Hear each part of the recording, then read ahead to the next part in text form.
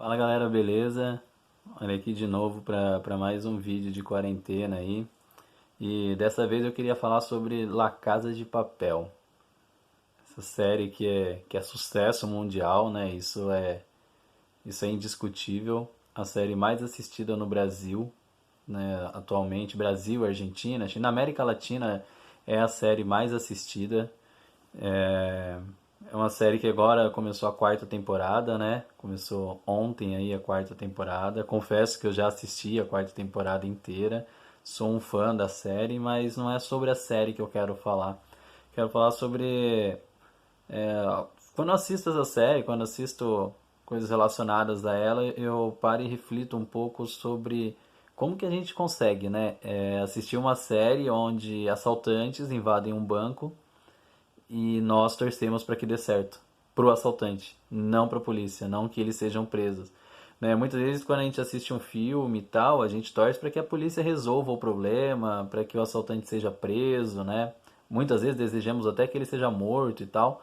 Só que nessa série especificamente a gente se identifica tanto, mas tanto com os personagens que a gente deseja o sucesso dos assaltantes e passa a ter raiva até dos personagens que representam as autoridades, que representam a polícia e tal.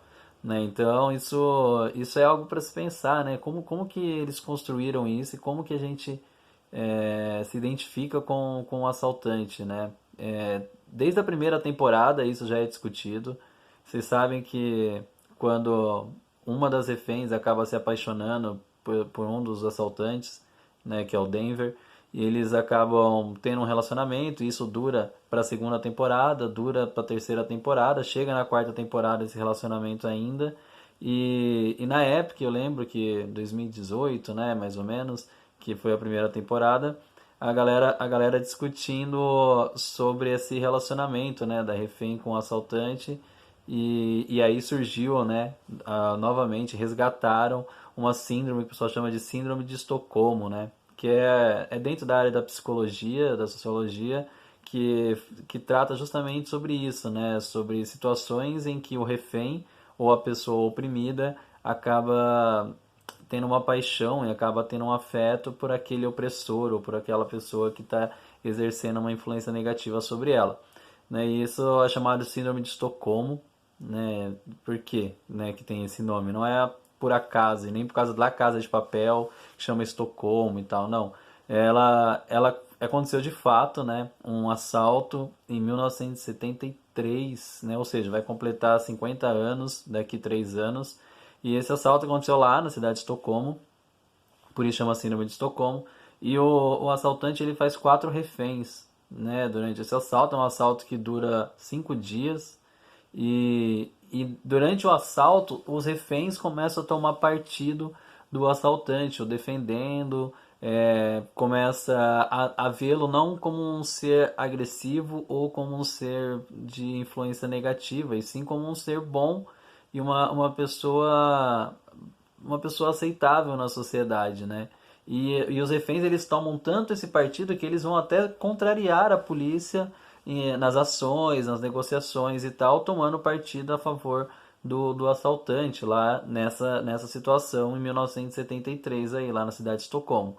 Tanto que ao final desse assalto e tal, os reféns eles pedem para que o assaltante saia antes deles, né? Normalmente o assaltante libera os reféns e depois ele sai do banco ou do local onde ele está. Nesse caso, os próprios reféns pedem para que o assaltante saia primeiro para ter certeza que nada de ruim vai acontecer ao assaltante. Então olha que absurdo, os reféns eles tiveram um elo afetivo tão grande com o assaltante que eles não queriam que algo de ruim acontecesse com o assaltante. Isso prepassa até o final do assalto, porque esse assaltante ele acaba sendo preso e 2 dos reféns que estavam lá com ele na cadeia eram visitas frequentes a ele nesses 10 anos de prisão que ele ficou. Né? Então, olha que loucura. Houve uma relação, houve um elo, um vínculo que ligava o oprimido ao seu opressor. Né? E isso a gente vê agora refletido no século XXI com essa série aí do La Casa de Papel, né? Nós, e isso eu me incluo também, não tenho problema nenhum com isso, nós nos identificamos com os assaltantes, nós torcemos para os assaltantes e nós queremos que os assaltantes se deem bem. E aí a gente fica pensando, né? Por que que eu torço pro assaltante, né? Por que que eu quero que ele se dê bem, né? Sendo que, se a gente partir do pressuposto, eles estão fazendo algo ruim. Algo não moralmente ruim, né? É lógico que essa discussão de moral, ela é muito pessoal, né? O que é a moral e tal, é uma discussão que cada um cria a sua própria moral, mas dentro de um senso comum é moralmente ruim o que eles estão fazendo, né? Eles estão assaltando um banco. E isso logo já pressupõe que é algo que não é positivo. Mas mesmo assim a gente se identifica com eles, né? E aí, será que a gente se identifica com eles porque é só uma série? Ou será que o nosso id, né, o nosso anseio, o nosso desejo acaba sendo acaba sendo refletido, né, como se fosse um espelho para nós, né? A gente olha aquela série como um espelho, a gente se enxerga naquilo lá. Quem talvez não se identificou aí com o professor, ou com Denver, ou com a Tóquio, ou com a Nairobi, ou com o Oslo, ou com qualquer outro personagem aí de qualquer uma das temporadas da série e ficou pensando, se eu tivesse lá, como que eu faria, né? Como que eu ia fugir do banco? Nossa, como que eu ia assaltar esse banco? O que que eu ia fazer com tanto dinheiro? Olha que viagem, você já se coloca no lugar do assaltante automaticamente, né? Isso é muito viagem, se a gente for parar pra pensar, porque a gente se coloca em uma situação que se alguém perguntasse pra você, você assaltaria um banco? Acredito que a maioria de vocês ia responder não. Até porque poderia ser morto, poderia ser preso e tal. Mas quando você assiste a série, você começa a se projetar dentro daquele banco e começa a também armar o plano junto com o professor para poder saber como que eles vão terminar esse assalto, né? Então a gente se identifica com o assaltante. Nós sofremos de uma certa forma dessa tal síndrome de Estocolmo, né? Como eu expliquei para vocês, já faz 50 anos que esse termo é utilizado, que é essa identificação. E é lógico, se a gente for discutir esse assunto em um âmbito um pouco mais regional, assim, um pouco mais atual, a gente pode identificar isso como um emprego que me faz mal e eu continuo nesse emprego e eu me identifico pelo patrão, um político que rouba mas faz, né? Então é um político que a gente sabe que faz coisa ruim, mas devido a um afeto, a um carinho, a uma identificação, eu acabo o defendendo e votando nele. Um marido que acaba agredindo a sua esposa e a esposa se mantém naquele relacionamento.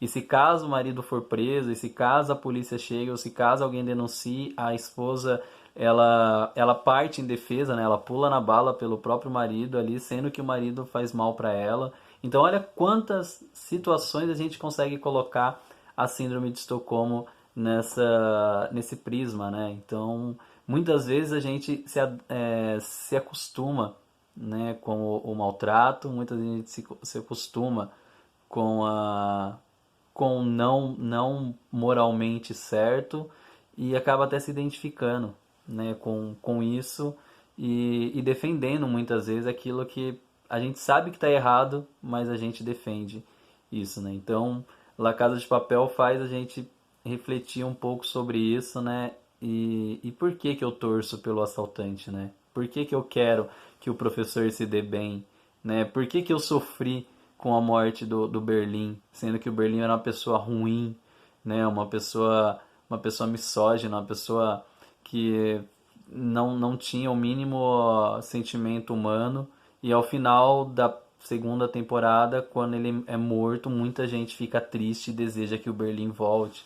Na quarta temporada vamos ter algumas perdas aí também, não vou dar spoiler, mas nós vamos ter algumas perdas aí, faz com que a gente também se dê um nó na garganta e falar, nossa, perdemos um assaltante, a gente fica triste por ter perdido um assaltante. Uma mesma sociedade que comemora quando um atirador de elite dá um tiro na cabeça do assaltante lá do ônibus no Rio de Janeiro, né? Então olha o paradoxo, né? Aquele assaltante do ônibus, ele deve ser taxado como ruim. Um assaltante de um banco é taxado como alguém positivo que eu me identifiquei. Aí eles podem falar, não, mas é uma pessoa real e um personagem, mas tudo bem. Mas a gente foi entender a base, o conceito de tudo, dá na mesma, né? Então, os nossos valores dependem muito de como, né? O mentir é errado até que eu precise mentir para sobreviver, né? O roubar é errado até que eu precise roubar para sobreviver. E assim a gente pode encaixar diversas situações do nosso dia a dia aí. Bom, era só isso que eu queria falar hoje. Desculpa aí tantas divagações. E eu deixo a reflexão, como sempre, no final, né? Por que será que a gente se acostuma com aquilo que faz mal pra gente? Né? O que que leva a gente a se acostumar e a se adaptar ao que faz mal? Né? Para pensar. O que faz mal na sua vida que você continua buscando? Né? É um relacionamento, é um trabalho, é uma relação familiar, não sei. Pode ser qualquer coisa. Pare, reflita e veja por que você está acostumado com isso e aceita isso como se fosse bom. Bom, é isso, pessoal. Falou, até o próximo vídeo. Tchau.